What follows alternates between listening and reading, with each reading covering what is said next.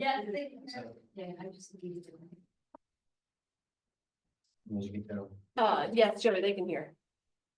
One got a chat back.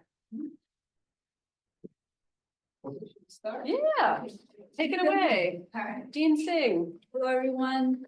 So I'm Daisy Singh, Dean of Libraries. Hello, welcome to the salon. This is our the kickoff to our second year in this series. It's a hybrid series, as you know, so everyone throughout the state and technically the world could join if they're interested. It's meant to be a conversation from different disciplines, informal. So if you haven't checked out the food yet, please do so, and don't wait till the end because there'll be leftovers, I'm sure.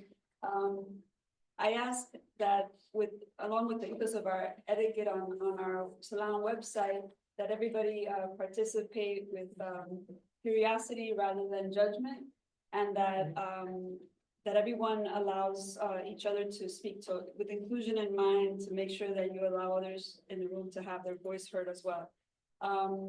We have a check-in, like a sign-up check-in list in case you're interested in other events going around the room, and a link will be shared for the Zoom participants also. And I want to thank all the library staff who made this possible, some of whom are in the room, most of whom are in the room, as well as Angela Felicia, the director of the Counseling Center, who approached me last year about the first Counseling Center related salon and has partnered with us again. And as well, Kevin Hudson for also being the co-facilitator. So without further ado, I'll introduce the salon, Navigating the Political Landscape, Mental Health, Social Media, and Constructive Dialogue.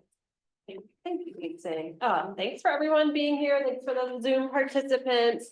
So I'm going to introduce our panelists, but I'm really looking forward to having a great conversation this evening. We'll be looking for questions, feedback from panelists. Gwen will be monitoring Zoom chat, so folks on Zoom can also chat questions or comments or thoughts. So I will introduce our panelists. Cassandra Rowan is a doctoral student in clinical psychology. Cassandra's research focuses on complex ethical questions in treatment provision, including questions of access to care and equitability of care. A significant component of her work involves minimizing treatment barriers and improving mental health outcomes for transgender and diverse youth. Thank you, Cassandra, for being here. And then next we have Judith Rosenbaum. Judith is the chair and associate professor in the Department of Communication and Journalism. Judith conducts research into people's use of digital media content and how this usage interacts with and impacts their identities, relationships, and perceptions of reality. She's particularly interested in social media and democracy, information literacy and misinformation, and media entertainment. Thank you for being here, Judith. And then we have Stephen Gilson. Stephen is the coordinator and professor of interdisciplinary disability studies and a professor of social work. Stephen is dedicated to scholarship on human variation and diversity of ideas and viewpoints. He is the designer of aesthetically pleasing mobility equipment. Thank you for being here, Stephen. And then we have Elizabeth DuPoy. Elizabeth is a professor of interdisciplinary disability studies, social work, and cooperating faculty in engineering. Liz focuses her current research and scholarship on humanness and diversity with a current examination of the archaeology of creative aging and functioning. Thank you for being here as well. So kind of the way we'll start this is we'll have Judith kind of give us a little overview in regards to how do we navigate social media, mental health, constructive dialogue in our political landscape. Thank you. Do y'all want me to use a microphone or can you hear me? Which would you prefer? Because I think the Zoom folks can hear me. Yeah. Like you're good. Okay, because I'm really kind of loud. So, you know, it's really interesting. I seem to have talked about nothing but misinformation and social media in the past couple of days.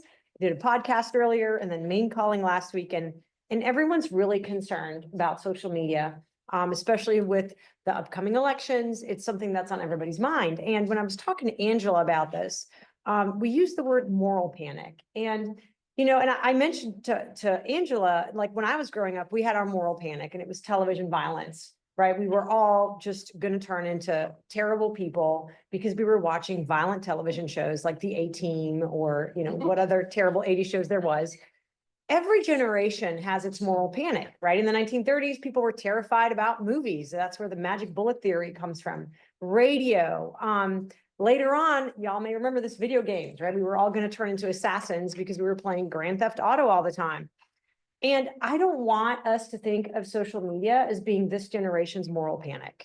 It's too easy, right? It creates this sense of technological determinism. Technology determines how we behave. And that's just too simple. We have agency, we make choices, we engage with media in certain ways, and that determines its impact. So I don't like saying social media causes X or Y, but at the same time, we do have to acknowledge, and I think we all can in this room, that social media and digital media has inexorably changed what our world looks like.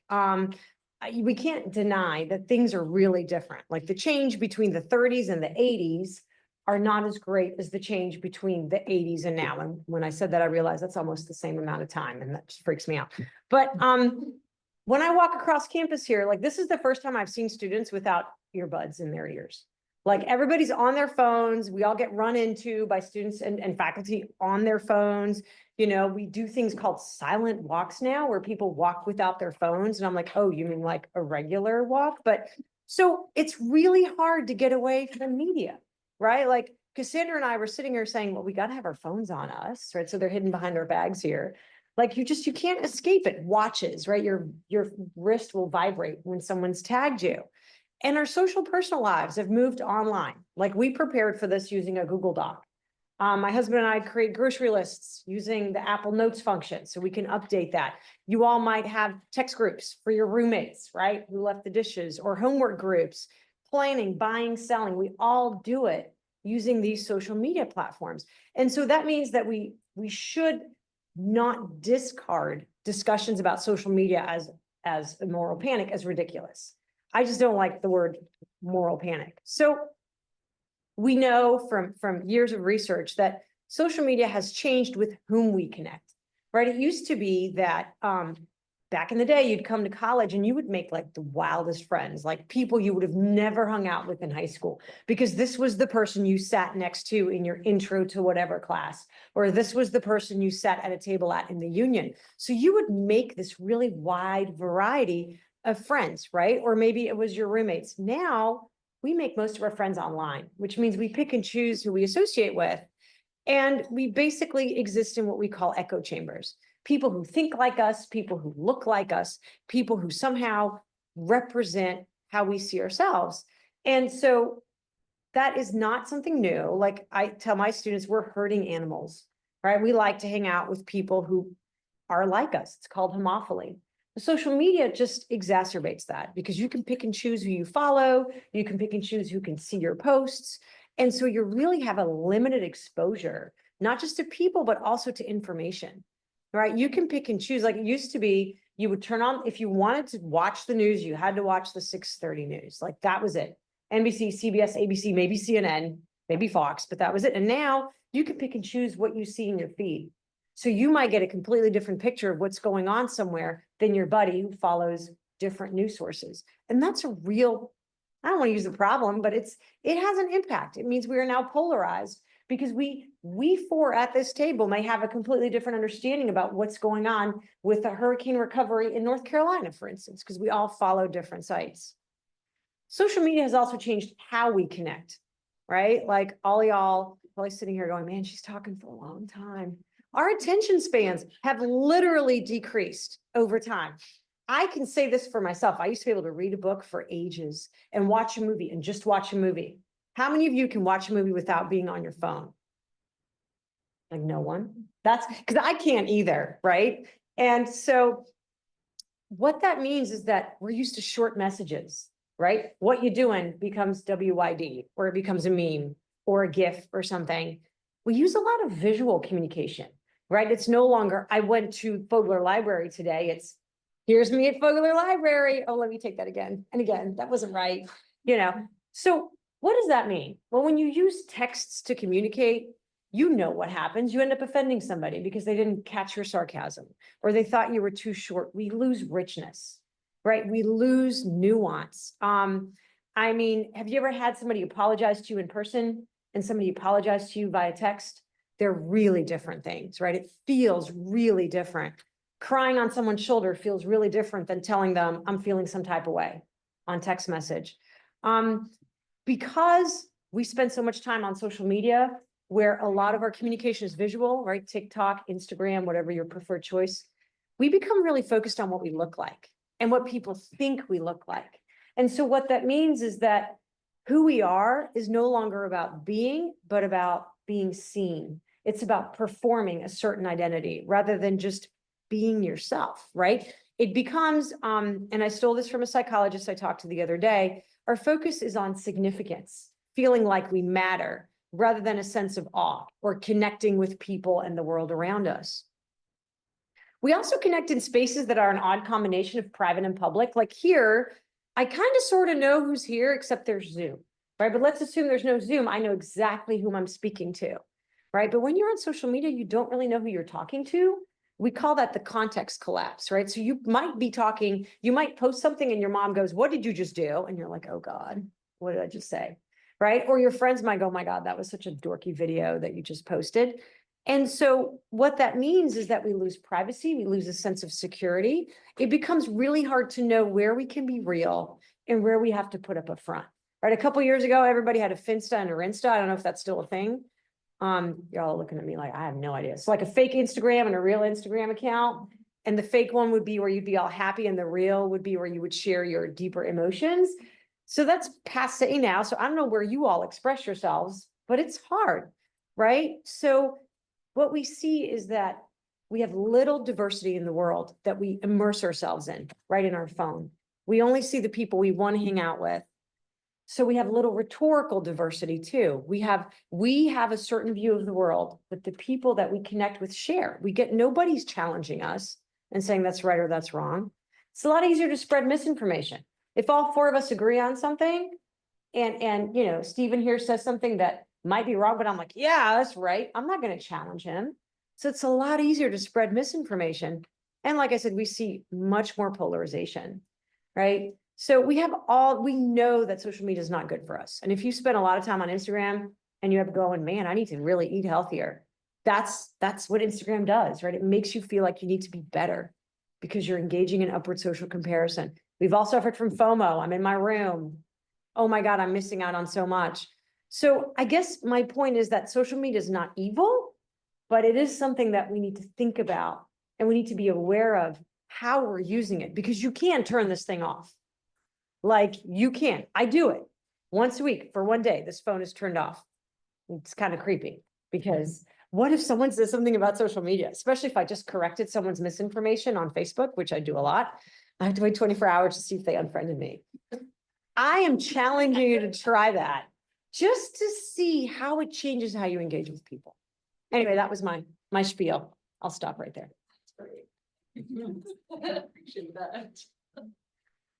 Next we'd like to hear from Stephen and Stephen's opening thoughts and comments on our topic this evening.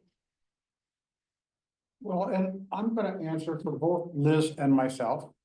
As a point of information, Liz and I are, in addition to being colleagues, are married to each other. So as we were thinking about this presentation, we combined our thoughts together into a series of statements, really in response to the questions about social media. What is social media? What is mental health? What should be our responses to that? And for answering those questions, for that role, we thought about the role of the university. So what is the role of the university in this whole process? And consistent with the educational mission of UMaine, the role is to help students develop their creative abilities, communication, and critical thinking skills, and understanding of traditions in ethics and rationality within the arts, sciences, and profession. So that's the mission of the University of Maine. Yeah, we didn't write that. We didn't, that didn't come. That came from are looking at the social media of the University of Maine and identifying its mission. We thought Sounds that great. that was a good place for us to start, thinking about students and faculty. We also wanted to clarify from our perspective, and again, we use social media to come up with these definitions of social media and mental health. Before we make, kind of take any position about the role of social media and mental health and defining what we mean. So social media, as we have defined it and is commonly defined, is the central characteristic of their digital formats. When we think of social media, we commonly think of it as in a digital format, as opposed to the other type of media that we may commonly, the paper and books that you may have throughout the library, or the Bangor Daily News, the paper that you may see there, although it does come in digital media. So then we do have a question about how are we separating so-called mainstream media from social media? And is it just the format? Or is it the substance of what is presented, how it's presented, or who presents it? When we think about the digital format, we commonly think about these informational sources, from Facebook to blogs to electronic research journals that we encompass as students and faculty and staff. And they include all into one category, but to include all of them, blogs, Facebook, research journals, the New York Times, NPR, into one format of digitization and think of them as the same, it's not possible other than to identify their essential elements within that organization. That begins to explode some of those definitions for us. When we think about mental health, or student mental health in particular, it's also defined as the state of emotional, psychological, and social well-being that enables students to realize their potential, cope with normal stresses of academic life, work productively, and contribute to their educational community. Given that the mission of the University of Maine is, well, as I said earlier, we suggest that in this context, education is the way to equip students with the knowledge and skills to, quote, realize their potential. Given that there is not a, quote, objective or accurate source of information, and that social media are purposive in influence for diverse perspectives, the university and faculty, given our mission, take on student mental health by educating, not medicalizing, and treating students. By educating and not medicalizing, by treating. And, we actually wonder, when we ask the question of what is social media, what's mental health in students, and we begin to wonder about, what's the whole purpose of the conversation, other than to engage in the conversation and to seek dialogue, expression of ideas. We're thrilled that we're being held this session so we could really articulate the role of higher education in fostering student engagement with an evaluation of all types of social media. That's my point. I'm sticking to it. That's our point. Thank you, Stephen and Liz. We appreciate that. We're going to hear from Cassandra. I'm going to dive a little bit more narrowly than the previous two. My experience in this domain, such as it is actually quite narrow. It would be pretty disingenuous of me, for instance, to suggest that I'm an expert on social media. I do know a bit about mental health and a bit about effective communication. And in particular, I have some familiarity with the spread of information that impacts transgender and gender diverse people and their mental health in particular. A quick note about the terminology that I'm going to use while I'm talking on the subject. I'm going to use the term TGD for transgender and gender diverse. By that, I mean to encompass essentially any gender presentation that's not described as cisgender man or cisgender woman.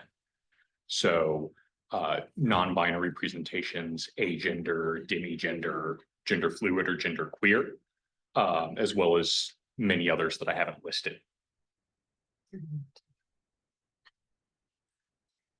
Okay. Thank you. Of course.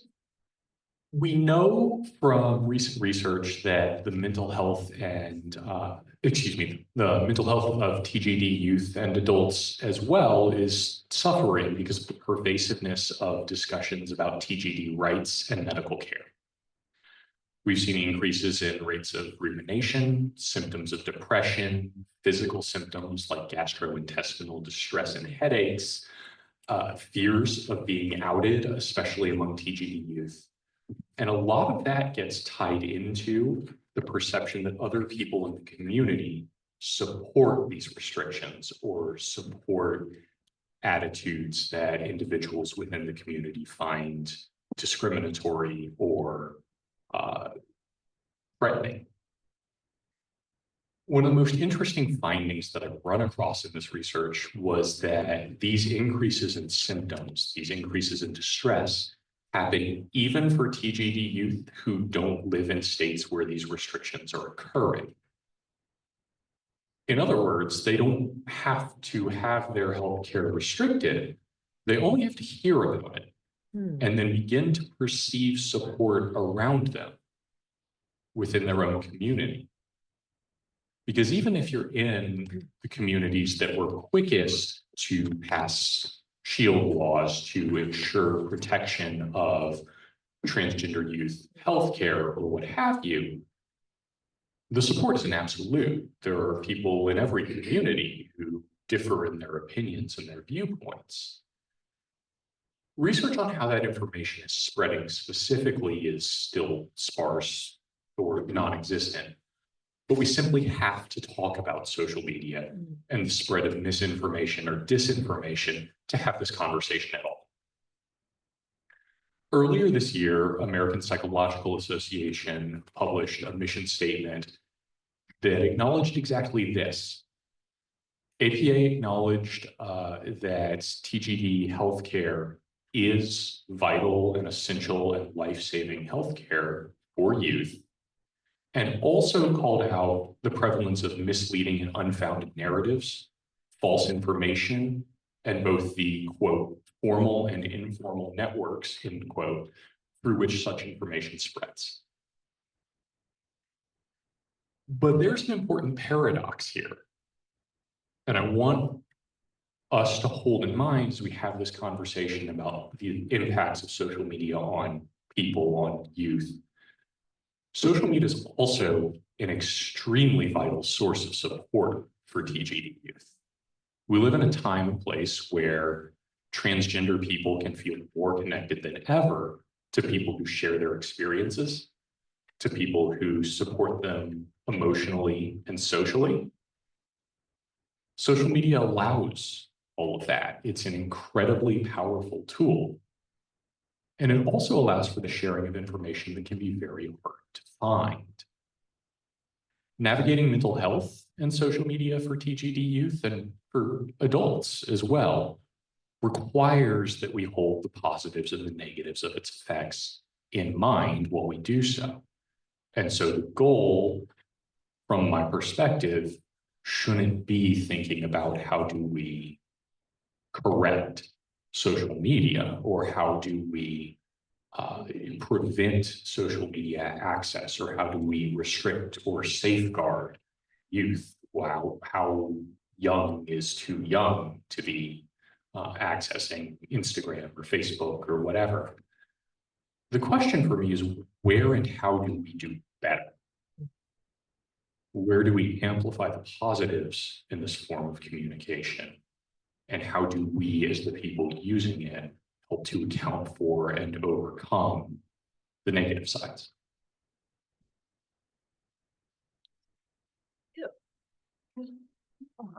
Great. So thank you to our panelists, kind of opening up, laying some groundwork information.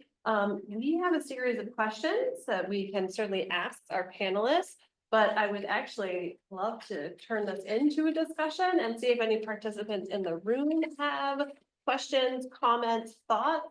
My colleague Gwen, who I realize I neglected to introduce my helpers, my other colleagues here, Gwen S.T. Kendall and Kevin Hudson, us from the Student Wellness Resource Center, are helping this evening. So Gwen will be monitoring the chat to see if we have questions or comments or thoughts via Zoom, or you get my questions, your choice. Questions, thoughts, comments?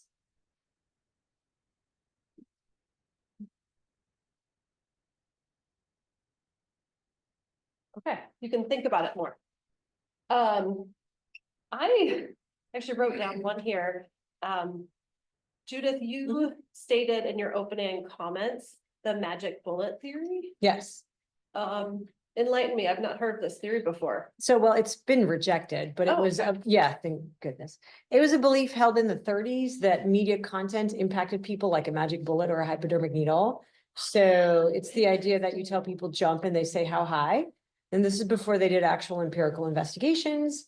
So then they started to carry out surveys among people who read certain papers to see if the nature of what they were reading in the paper would influence their voting preferences, and it didn't. And they went, maybe we were wrong.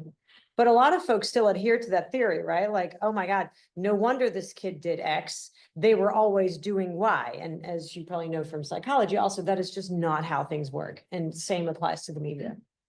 And we tend to blame social media for everything. And I loved the point that you made that for a lot of people, it also provides safe spaces and spaces to connect and resources. So. Excellent. Oh, thank you. You're welcome. Put that down about, 6. Excellent. One of our first kind of questions we were going to pose to our panelists too, is just their thoughts in regards to how this kind of constant exposure to political content, misinformation, disinformation on social media platforms, the variety of them, sort of as Stephen and Liz also articulated in regards to social media and or traditional media sources. How does that impact people's mental health or their well-being in general? Any thoughts from our panelists on that? So I'm not sure that that's an answerable question. Because, yeah, and as I just wanted to say something as I was listening to everybody, thank you. And I looked up the echo chamber because I hadn't heard the term before, but we did that before we got here. So, I really learned a lot, but one of the things that impressed me here is that we each took a different slice of social media and mental health. And none of those conversations actually talked to one another. Maybe they overlapped in certain ways. The other thing that I think that we haven't considered is what about creators of social media?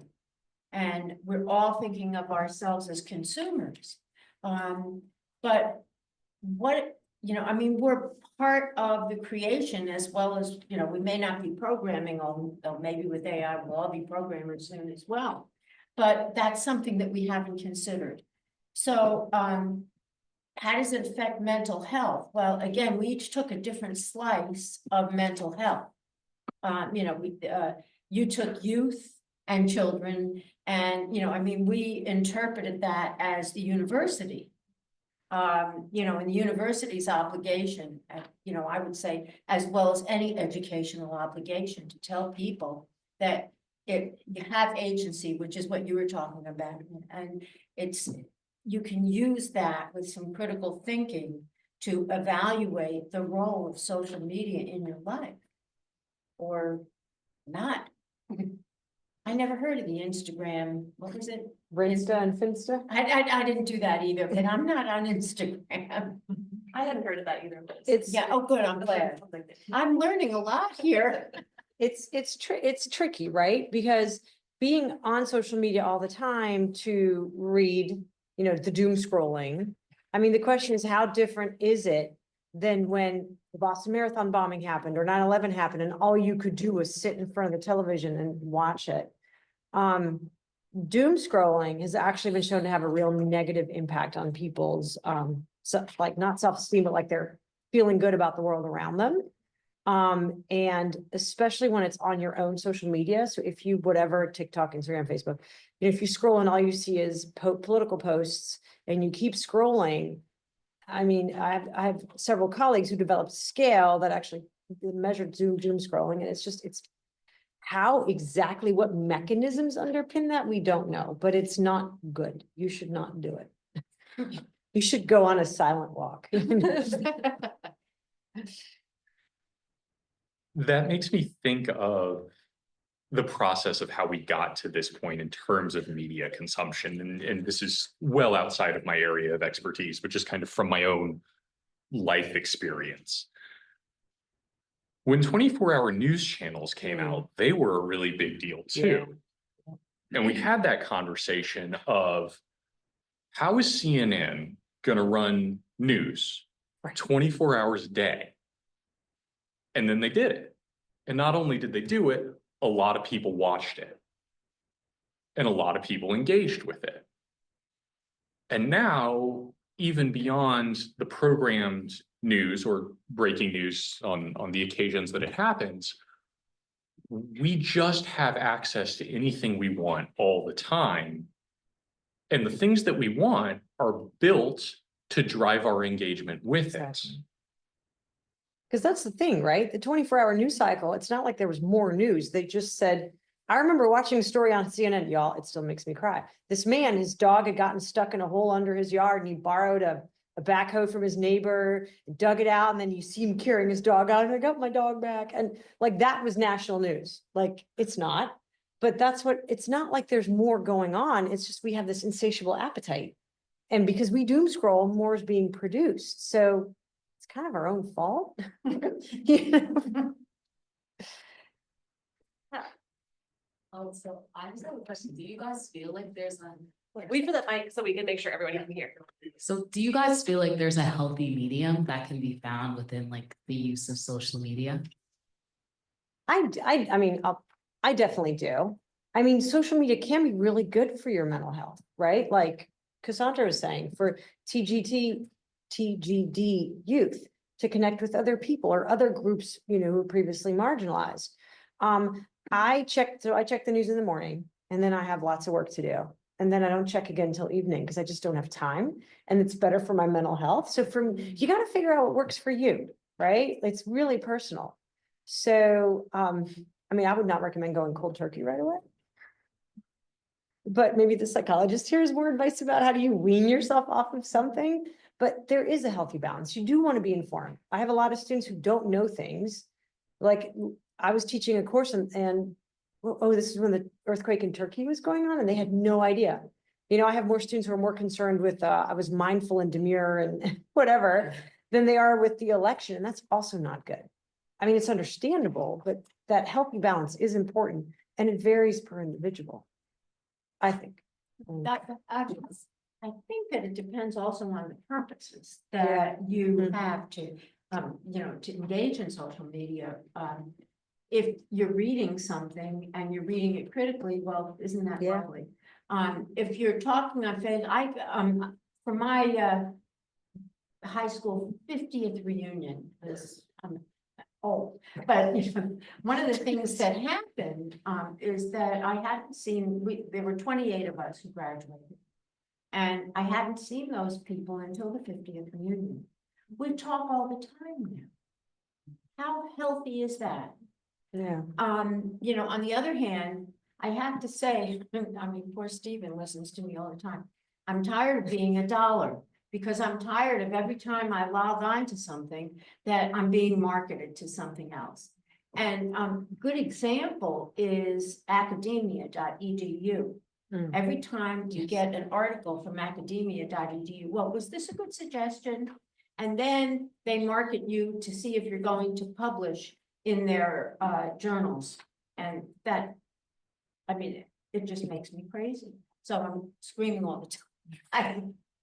So, you know, again, there's no answer to it. I think there's an individual answer.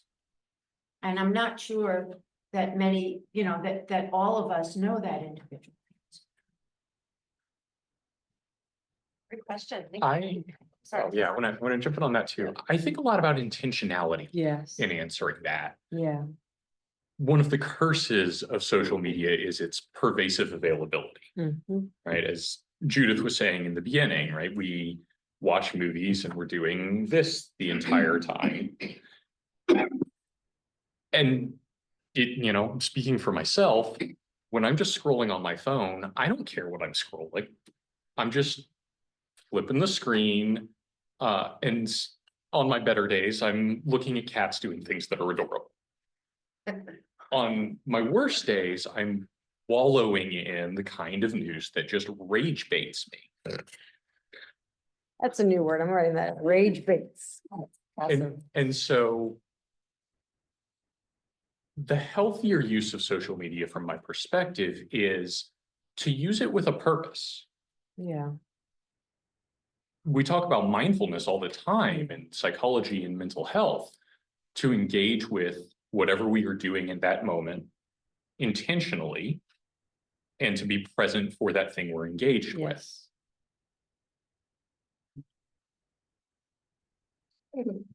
You know, I think that. I'm trying to think about reflecting back in terms of my personal use of social media and how I try and balance that out. It ends up, I think, being intentional that I log on to, whether it's a podcast or some other similar thing, as I am, we have a farm. So when I'm riding around raking the pastures on my farm or doing those other kinds of things, I commonly will listen to podcasts as a way of gathering information and thinking about new ideas. And like many of you, I probably have a whole host of different podcasts that I'll check into on a regular basis, and in the middle of it, if it's a dumb one, I don't like what they're saying, I'll flip onto something else to avoid being raged. But then, you know, kind of balance that out with the other really cool thing about digital media is in the midst of that, I could log on to digital music that can take me in a whole other dimension. And that's not typically thought of as we think about social media, but in terms of my access to it and the type of music I might interplay with that podcast, it ends up for me making, and I think now there are other times that I'm at the barn that I don't listen to any of that stuff, that I'm just being a barn rat. And that's okay I too. love that term. I mean, I will say that just for all of you who use your phone in bed before going to sleep, it's really bad for your sleep habits. Like really bad. Like put the phone in another room. I'm sorry. Blue screen or yellow screen, it doesn't matter. So I'm gonna go home tonight. This has been a very long day, and I will scroll through my reels for probably about 10 minutes just to unwind. And like, it's not like it's evil. Like, I do want to make that clear, right? Like you listen to podcasts, you look at cats, you know, you can like, but be intentional about it and be aware of what it does to you. Because I also know that if I spend too much time on reels, I'm like, oh, you know, I really should get my eyebrows threaded. Like, I don't know, like I get these, like I start to like embrace all these things that I'm seeing, or, you know, maybe I should, you know, I wish I was taller or blah, blah, blah. And I'm, well, why am I feeling this way? Is it because of what I've seen? So it's this intentionality, and we lose that. Like all y'all, like you're walking on campus like this, and I'm like, what are you doing? I saw somebody must walk into the wrong bathroom, going, whoa, just in the library, because they're on their phone. And that's not intentional phone usage, you know? Thank you for the question. Other questions, thoughts, comments? And anything online? Okay. Okay. Another question I am gonna just ask our panelists about, we have mentioned in passing sort of misinformation and disinformation. So gonna take us in a little different direction in regards to logical fallacies or sort of thinking errors that we can sort of get bogged down with. So can you identify any common logical fallacies that people might encounter? And then how do we maybe recognize some of these and sort of inculcate ourselves from some of these logical fallacies or thinking errors that we might encounter? I think one of the things that we have to ask ourselves is what's the opposite of a logical fallacy? Rational thinking, So- logical reasoning. Right, do we want to, are we thinking about an enlightenment human? Are we thinking about something else? I think we have to be careful when we talk about logical fallacy. It's almost like talking about a truth or a not truth. And I think that we have to be very careful what we mean by a logical fallacy. Is it something that is credible? Is it something that is based on a certain methodology? You know, what are we really talking about and what is its opposite? I think what we see a lot is emotional appeals, right? Like the cute cats. I mean, but I mean, obviously that's I not, like the cats. I do too, and I get a lot of horses and dogs, but we see a lot of emotional appeal, just, you know, algorithms know what you linger on. And so once they know, like for me, y'all, any story with animals, like with Hurricane Helene, like if there's animals or horses or mules, I'm watching it, like all these mules trekking through the mountains. And I mean, it only becomes a logical fallacy when they use emotions to trump your rational response, right? And you see a lot of that where they try to rage bait people by just claiming things that are not true, but that literally just appeal to your emotions, right? Connecting two things that have nothing to do with each other, and saying, see, and this is why this candidate is a bad person. So, and when I teach about misinformation, I generally tell folks, like, if something makes you angry, you need to stop and think, why is this making me angry? Because if it's a logical argument, it shouldn't make you angry. It might make you go, huh? You know, so it's a lot of emotional appeal that you see. And I'm terrible with the names of all the logical fallacies, and I should know this because we teach this in my department. But I think we can all think of things that we've encountered on social media where we go, wow, okay, that drew me in. And I didn't realize it was doing that. And it varies per individual because we all fall for different fallacies, and the algorithm figures that out and shows us what we are more likely to linger on. Angela, we were talking just a few days ago. I'm in psychological science, and so one of the first things that we learn in the field is that correlation is not causation. Amen. Just because two things happen at the same time does not mean that one causes the other. Mhm.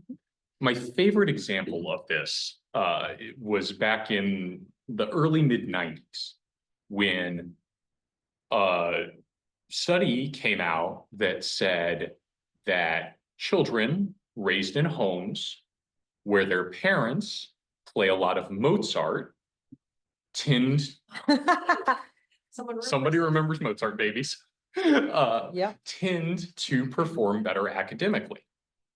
This got picked up by news media, and suddenly that finding became listening to Mozart makes your kids smarter. So I, second grade Cassandra, in my classroom for about a week, wound up listening to Mozart. By choice? Because the teachers put it on because it was going to make us smarter. Oh, that's The teachers hilarious. did it. Oh, And so here we are. That story died about a week later. And as far as I'm aware, nobody is any the smarter. The point here being, of course, that there are other variables that go along with this. Families that tend to play Mozart also probably tend to do things like buy more books for their children. it's cultural capital, right? Cultural Yeah. capital, or literal capital. Yeah. True. Available resources, the ability to have devices in your home that you can play music on. No causation. Right. These things just happened, coinciding with each other. And that connects to the idea of confirmation bias, which is a huge one, Yeah. right? We tend to be better at remembering and processing information that aligns with what we already think is true. So if you believe that cats are better than dogs, then, and you see a study that says cats prove that, you know, when a study proves that cats are better for mental health than dogs, you're going to be more likely to remember that. And so that's why educating folks is so hard, because if you present them with information that they doesn't align with what they already know, they're going to just in one ear out the other. And we live in uncertain times right now. Like I mean, you can talk about this has happened before, this is not sure, but if you look at general student well-being, and this, I'm not a psychologist, it's not great.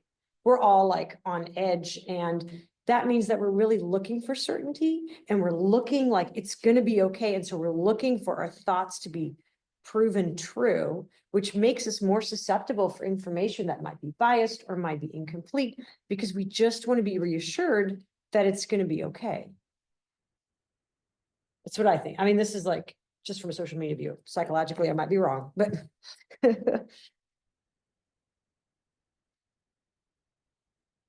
Amazing.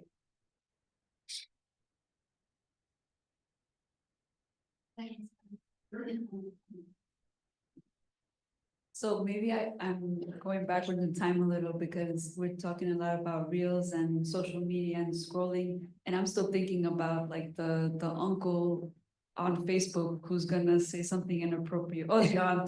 And then you don't know how to deal with them and the holidays are coming and like politics and Thanksgiving, you know. So like what advice or, you know, words of wisdom do you have about how to, you know, deal with that? Yeah. Uh, Hold it. okay. I'm gonna start with what's gonna be about a 3-minute lesson on motivational interviewing. The first is our uncle that says things that are not appropriate or believes things that we find inappropriate. We are not going to change his mind in a conversation over the dinner table, no matter how badly we want to. If those views are entrenched, which based on my uncles, everybody has one. We need to think about what our goal is. If the goal is to scream into the void and to just have the catharsis of vehemently disagreeing, then that's very easy to do. It's usually going to end with people feeling uncomfortable at the dinner table. So our goal needs to be something much, much, much more achievable. And if we're thinking about stages of change, for instance, right, the first 2 stages of change are pre-contemplation and contemplation. When we're working with somebody in mental health care, we consider it a success not even to take somebody from pre-contemplation to contemplation, but to take somebody in pre-contemplation and make it more likely that in the future, they will get to contemplation. Rather than trying to change minds, if we approach that simply by trying to introduce an opinion, an example, a thought, and we do that in a way that isn't active disagreement, which is so hard. Emotions are in the mix. Then maybe we start to plant a seed.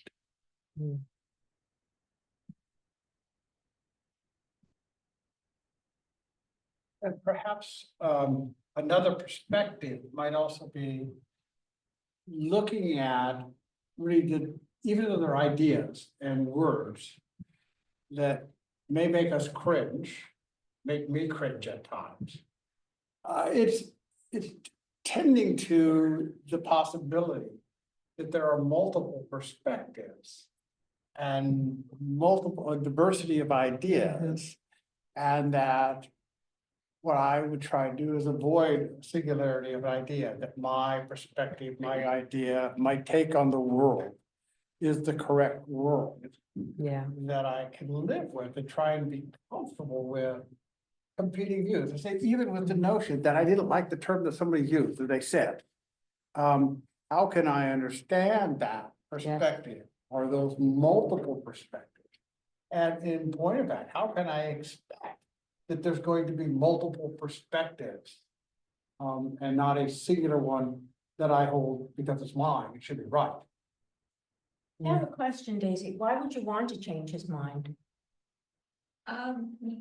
No, I don't actually, I'm more on the line of Cassandra, I think, although I can get heated just as anyone else can, but it just happens so frequently, and then you feel like, are you supposed to be the agent to defend this population or are you supposed to leave it alone because they're never gonna change? And that seems like too black and white. Yeah. Yeah, and I think, you know, I mean, the reason I asked you that question is because I think we have to think about what we want to accomplish first and then decide how to go about it Yeah. or if to go about it. You know, I mean, I got to the point with my dad where I didn't even try. I loved him, didn't try. What I think is, what I think, I'm so loud, y'all. This is true. What I think is important is we tend to center, well, but it's the truth or they're wrong. Centering the relationship, I think, is really important. And sure, sometimes somebody holds beliefs where you're like, all right, and we're done. And that's fair. But especially when we try to like correct misinformation on social media, centering the relationship and trying to find common ground, right? Because at the end of the day, most of us want the same thing, right? Like we want safety, we want security, we want to be healthy, we want our possible kids to be safe, we want other people's kids to be safe. It's just how we believe we're going to get there is different. But acknowledging that we all start from those same premises can be really like eye-opening, like, okay, you're not this evil monster, you just have a different take on reality. But that's really hard because that means acknowledging that your truth is not the truth, right? It's just your understanding of the world, like you were saying. And that's tough because I don't think we're in a space right now where many people are comfortable saying, I disagree with you, but let's just agree to disagree and move on. That's a really hard thing to do. Most of us are like, no. And especially because social media creates this herding mentality where we feel like we are in this group and therefore we must embrace all the values of the group that we see ourselves as members of. And so we must defend those against people who disagree. And so that becomes really tricky. One more comment on there. Alongside all of that, it is a bit of a trope to say seek to understand before seeking to be understood. Yeah. But there is some truth to that, and yes, completely agree with Judith. There are things that are extreme enough that I'm just not going to have this conversation anymore. We're done. But underneath, let's say, some of the opinions or viewpoints that I may find disagreeable, but which won't cause me to leave the room instantly. There's a reason that people believe that. And it's often motivated by the same things that Judith was saying we all want: safety, happiness, the things that we all kind of commonly drive toward the world. And it's likely that somebody else is trying to get to that same goal through a path that is different from me. Social media, of course, not particularly allowing us to engage with each other in the nuance, Yes. to seek that understanding with that common underlying principle, but different pathway. I'm sorry, can I go on like a tangent here? Just, You I'll have a go question? after you. okay, you're going to tangent also? Absolutely. All right, cool. Because what I just thank you for saying that. Like I wrote down understand before you want to be understood, because I think I forget that, and I don't know about all y'all, but I do. It made me think tangent, our tendency to cancel people. Like we don't give folks room to grow a whole lot anymore, right? Like you make one mistake, you're done, right? You're canceled, you're out. And again, there's times when people do stuff where you're like, oh, what are you thinking? No, but with this fear that a lot of folks have, where if I do this wrong or do that wrong, I'm gonna lose my friends, I'm gonna lose all these things. People have also become afraid to ask questions or to say things or to just try because we are not very forgiving anymore. I feel from where I'm sitting, I see a lot of people going, wow, you should have never said that. And I think it's because we assume that people understand. And a lot of times people don't. And so I guess I'm making a case for a little bit more kindness. All right, Pollyanna's gone now. Your tangent. Well, and I think the other issue in terms of relating to this fact is one of the missions I think for us here today is a conversation about students and the issue around the mental health or the experiences of students. And so one of the experiences I think for us in our classes is to really model the propriety and an issue that there should be, it can be multiple and divergent perspectives. Yeah. That a group think is not the way that students get educated. Right. That questioning ideas, being challenged by ideas, you challenging somebody else is how education occurs. Yes. And yet, I think one of the things that seems to have happened, and maybe this is because I'm older. Well, I like being old, because now I can say things I probably couldn't have said when I was 30.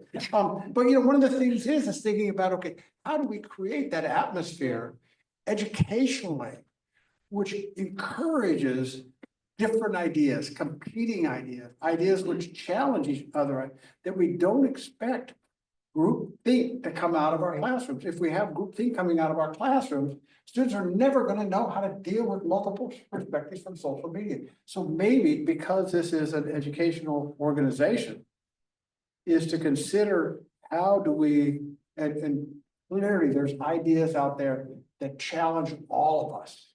Yeah. That are hot button issues for all of us. That make me,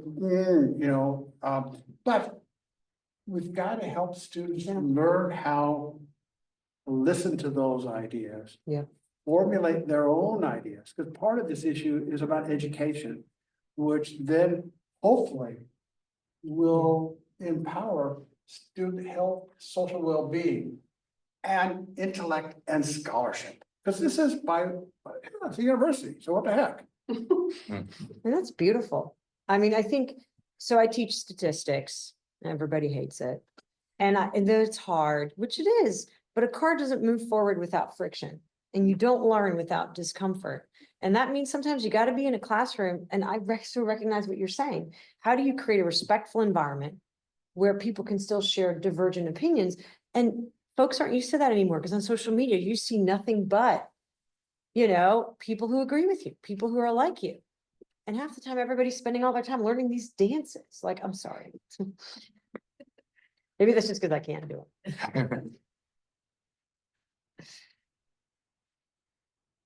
I have more questions.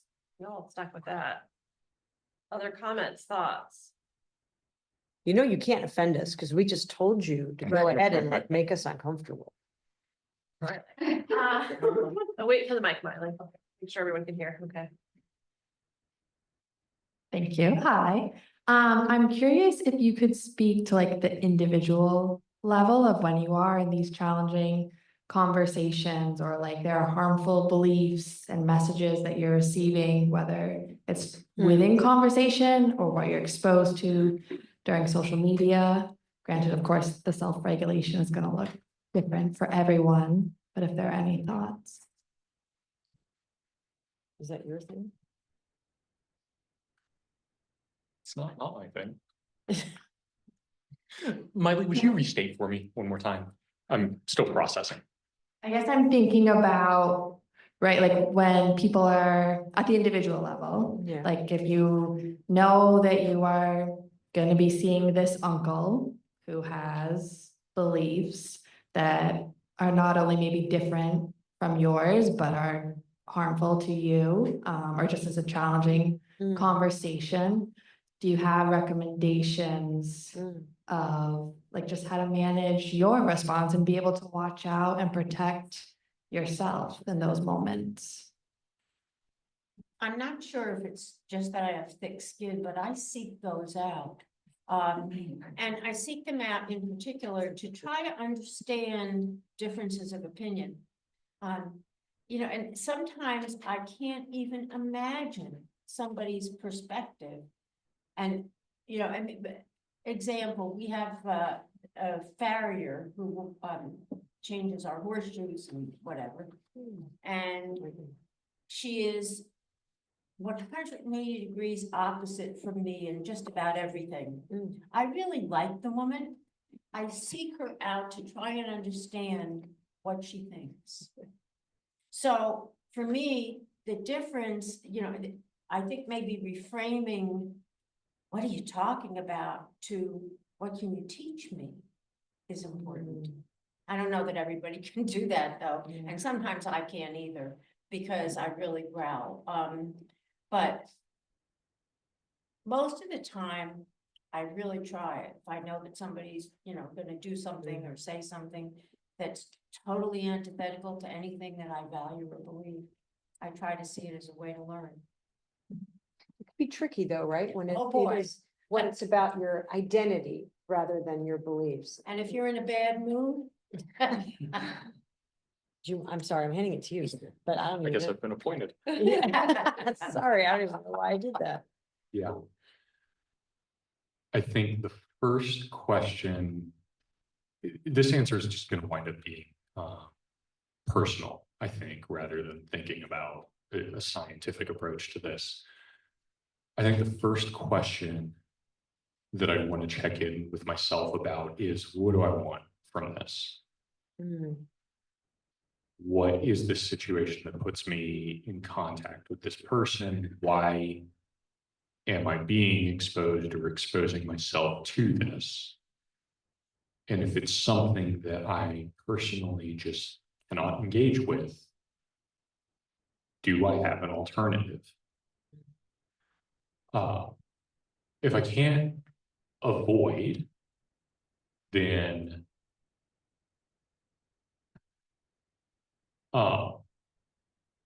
finding support where I have it. Because even at the worst family gatherings, there are people there that I know are insulation for me. There isn't any particular reason that one individual should be able to negatively influence me in that way to a greater proportion than another individual should be able to positively influence me. But it's also okay to acknowledge that some people are bullies. Yeah. Especially in social media spaces. And I mean, it's like I got into a discussion about a political topic with a friend on social media, and somebody I did not know, this person was a friend of my friend, started like berating me, like saying the rudest things. And I was like, who is this person? And then he private messaged me and I was like, all right, no. So social media gives you options to block, report. You know, my friend did the same. But like that is bullying. If somebody does that to you personally or on social media. And social media, even though it's flawed, does provide you with ways to exclude folks like that. I mean, there's a line between being made to feel uncomfortable and being personally called out, right? And it's important to recognize, okay, we have now crossed a line. And like, you don't have to sit through your Thanksgiving dinner. You can leave. I mean, like, I'm sorry, but that's like, and you don't have to sit through social media or a text conversation that's uncomfortable. Like, we're also, sometimes we're too kind. Daisy. Just to say that, Wait, you have to wait for the mic, Daisy. Please ask more questions. Some of the responses assume that you can get away from the situation. I guess my response would be the positionality of it, because if you're a teenager and you're stuck there, and then again, maybe a teenager won't be thinking on this level of having this encounter. And ideally, Elizabeth, I guess it would be nice if we all spoke open-minded. We always want to hear the other side, but there's, I guess I'm more concerned about the people that can get away. Yeah.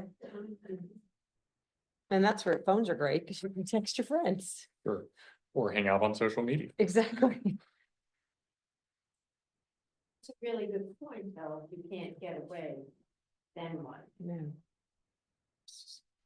Hopefully you have somebody who can educate you on how to deal with that, but you may not. No. Very good. If we're going to turn this into a conversation of what, for instance, thinking of my own kind of specialization is a transgender teenager in a bad family situation is supposed to do, we're going to be girling.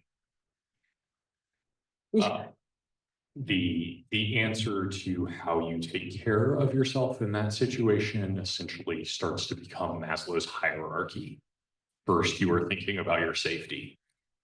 Then you are thinking about like the next steps beyond the things that are not existential threats to you, but the things that are threats to your mental well-being. And at the most basic level, if we're talking about some extreme views, then the answer just becomes self-preservation. To train yourself not to react. Now, of course, there's a massive problem on the side of that, which is to be exposed to something like that over and over that you can't escape, and to be unable to respond is profound helplessness. And we know pretty well what that'll do to somebody's mental health. I'm not going to recite statistics on the mental health of transgender teenagers. Trust me when I say they're abhorrent. And the single biggest predictive factor is parental support. So I said a moment ago, burying yourself in social media a little flippantly. Perhaps not so flippantly, because it is that source that we have to find the people who are allied with us, the people who can support us, the people who can validate us in the face of interactions that can be the profound and pervasive opposite of that.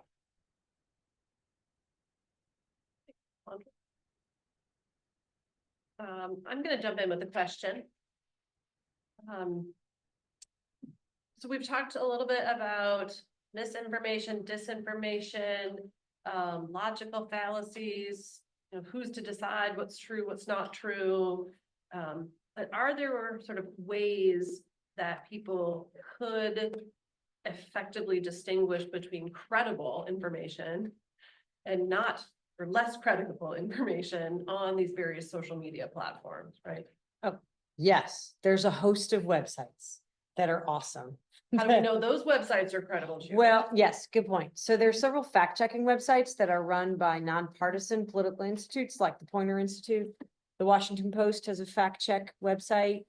There's this, if you want to find out if the media you're following is biased, you can go to allsides.com and enter the outlet and the news story, and it will tell you which way it leans. Then it'll present you a story from the other side of the spectrum so you can see how biased your content is. And what I was really surprised, actually, I was on X, which I know, but I just couldn't help myself. And someone had posted that the weather can be controlled. And which, I mean, anyway. And so what was interesting, even though X got rid of its fact checking option, there was a comment underneath that said, like AI generated, respondents to this post stated that hurricanes are too strong to be controlled. So there is AI generated fact checking. I'm not sure how reliable it is, but there are the trick is now people go, you can't trust anything. Journalism is a process. Like we have a whole department dedicated to it. Like we train our folks. Journalistic integrity is a thing. And there are journalistic outlets that practice journalism. National Public Radio is a good example of one that's pretty much down the middle. It leans left every once in a while, but most of the time it's pretty decent, and so there are solid reporters, and there are fact-checking websites like Poynter Institute, and I think it's called PolitiFact also. And you can do your own research, right? Like if they say we control hurricanes, go to the National Oceanic Atmospheric Agency, right? See what they have to say about it. You all know, you've been in this library, right? You know how to do your research on that kind of stuff, right? FEMA does X, go to FEMA.gov or whatever. Well, how do they handle this? Look it up, get it from the source. I mean, that's basic sleuthing, right?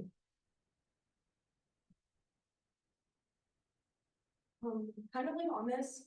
Oh, he's probably gonna chase you down with the microphone. He's gonna get his steps in. Yeah.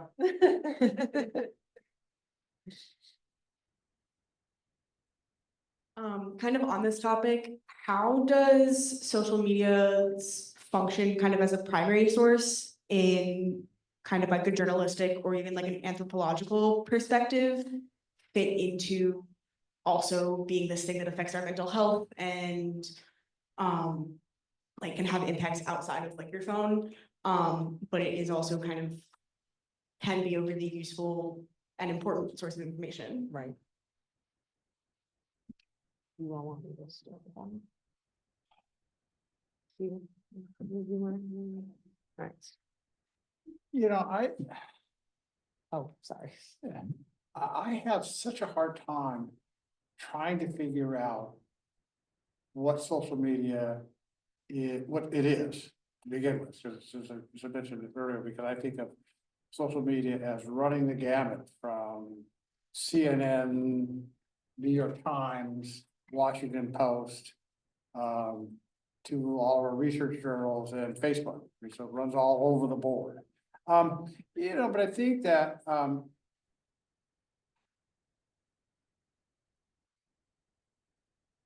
hey, your question a little bit clearer, so I've no idea. Kind of in context of how social media affects us individually and in our lives, how does that change its function as a primary source for information when in kind of like either a journalistic or anthropological perspective? Okay, I'm not, so it's hard for me to differentiate between primary, secondary, and tertiary sources, other than maybe you call it Facebook or some sources of Facebook, but when I think that's again back to our obligation in an educational institution, to help people ferret out and sort out information. So if you're reading something, what's the data? I mean, we talked earlier in terms of the some stuff that someone could declare that cats make you happy or something else.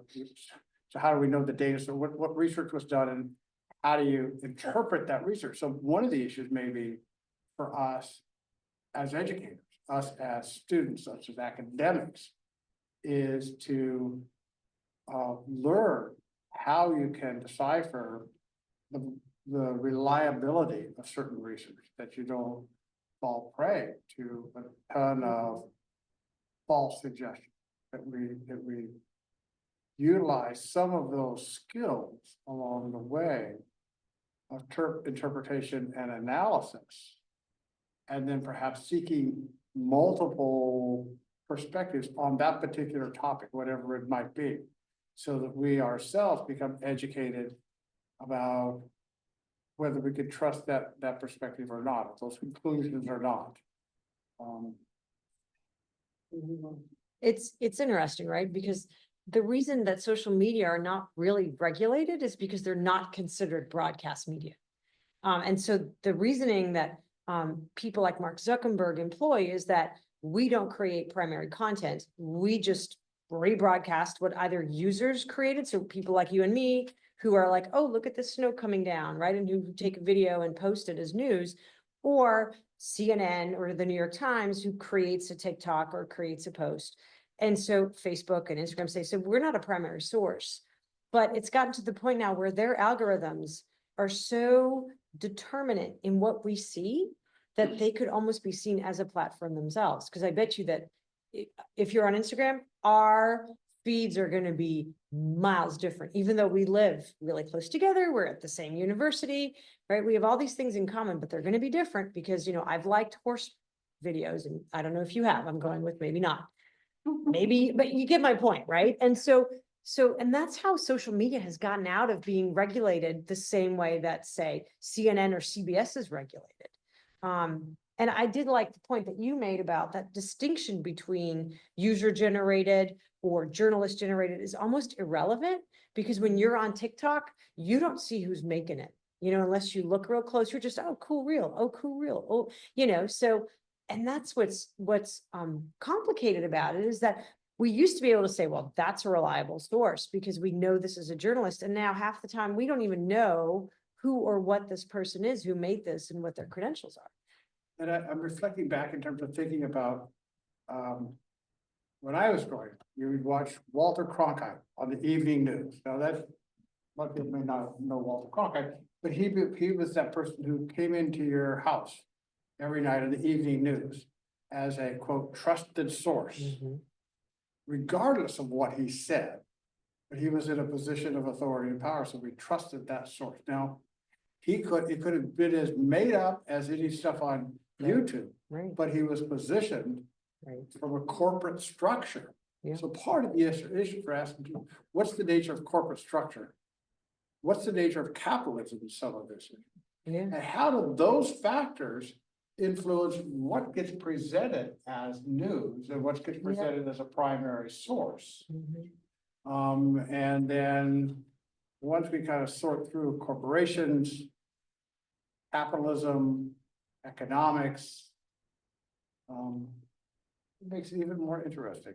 But I mean, I always push back against people, and you didn't do this, but people are like, mainstream media back when we just had 3 channels was so much better. No, it wasn't, because Walter Cronkite was white dude, and excluding a whole bunch of other voices.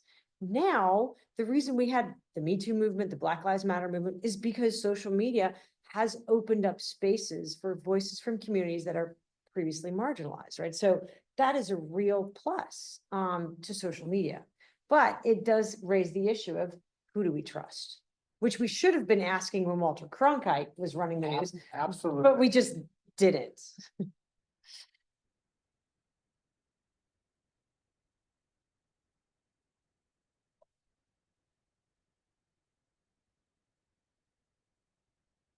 What do you guys think there is to be done about like the lack of media literacy within like the younger generation? Everybody needs to major in communication and journalism. No, because genuinely, I feel like I wouldn't have even heard that term if communication wasn't my major. And it's like, wow, that's so scary. So like now I'm sitting here, it's like, all my friends, I'm like, guys, practice media literacy, like don't believe everything you see. But Thank you. otherwise, I know that I wouldn't have ever heard that term Right. before. So I don't know. I mean, I can tell y'all to come to our workshops, but we could see how well that turned out today. I think that it needs to, actually, you need to collaborate with the education department so that all the teachers, I guess maybe you do Mhm. already. We try. But, I mean, K through 12 teachers need to Mhm. do this. And, I mean, I know that we're into futures thinking here, that maybe it won't get done, but at least we have to dream in order to have a place to go. A lot of states do, so I, for my dissertation, I worked on media literacy for middle and high schools, and a lot of states do have media literacy programs. It's just not all states do, and it's the thing that gets cut first when, I don't know, they need to save money somewhere. There's lots of like people you can follow on social media to enhance your media literacy, right? So that would be one thing, but I agree, that's a really big problem. It needs to start in preschool. Not, it really does. It needs to start when kids start accessing Yeah. reading or visuality, every kid has a cell phone as a babysitter. Yeah. It needs to start before then. Fundamentally, what we're talking about is critical thinking skills. Yeah. Media literacy is a domain of that. Education is the best vehicle we have Right. to engage and develop people's critical thinking skills. I remember textbooks in elementary school that had the like critical thinking questions boxes at the end of every chapter. I didn't really know what critical thinking meant as a phrase at the time. Now I do.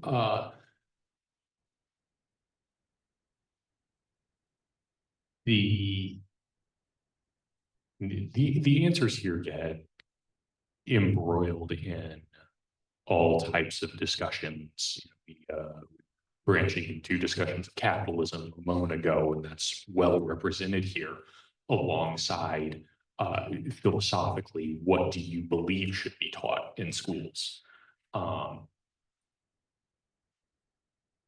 If schools are teaching test scores, right? How do you pass the standardized test? Then we're going to cut media literacy programs. We're going to cut critical thinking. We're going to cut music and arts. And all of these programs are in one way or another designed to have us thinking differently, which I think I may have just circuitously gotten myself to the answer that I want, which is start by challenging people to think differently about things. I'll reflect on that. And then I guess I think that that's the responsibility that we have at our university, because again, if I go back into read the mission of our university, what it says on social media that we're supposed to be doing in our classrooms and as an educational institution, that's it. You know, we're supposed to be doing all these different ideas and encouraging people to explore different ideas, ideas that conflict with one another, ideas that challenge one another. And as a process within that, and see that as mentally healthy.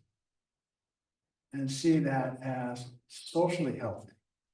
That, and maybe, you know, when we think about our classrooms coming out with everybody with the same idea, that's not terribly healthy.